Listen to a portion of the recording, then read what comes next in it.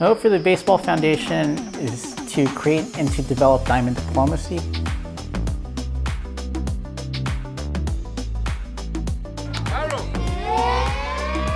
Diamond diplomacy, it gives you an opportunity to share your culture, who you are, where you're from on the baseball diamond. When we did this event with the Nationals Youth Academy during our last program, it was a very interesting time for Mexico because 2 weeks before these 11 and 12-year-olds from Culiacán, Sinaloa came to Washington, D.C., Joaquin El Chapo Guzman Loera had just escaped prison for the second time.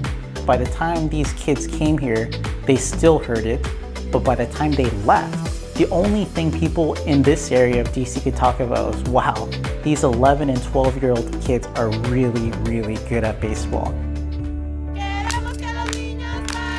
My dad was my baseball coach. He grew up in a very, very, very impoverished town in Mexico, left his family early on, and he moved to the border town of Tijuana when he was in his teens. He got in trouble because he was unsupervised, and as a result, you know, he did a lot of bad things. So what he said is, I'm going to use baseball as a vehicle to do all the things that are right so that you don't end up the way I did.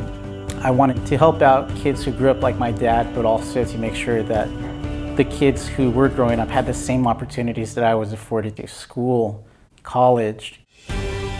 A great example of the work that we're trying to do and how do you bridge that gap of education and youth at the college level, that's Anthony Rendon.